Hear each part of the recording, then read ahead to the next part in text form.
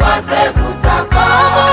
Uwo murwa warimbishijwe ntihazinjira igihumanya cyangwa bakora ibizira ntibazinjira muri icyo gihugu cyateguriwe abakiranutsi tuzakibamo ubuziraherezo.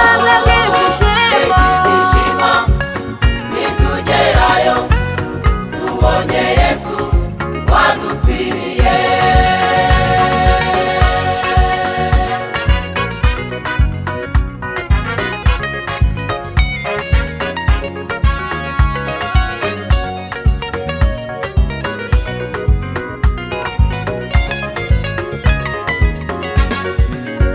Umurwa mwiza w'icyo gihugu wubakishijwe izahabu, inkike zaho zubakishijwe amabuye yitwa yasipi. najoro riba icyo gihugu habaye umucyo uhoraho.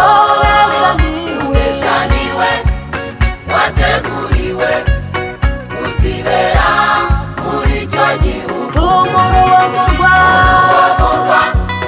warimbishijwe ntihazinjira igihumanya cyangwa bakora ibizira ntibazinjira muri icyo gihugu cyateguriwe abakiranutsi tuzakibamo ubuziraherezo.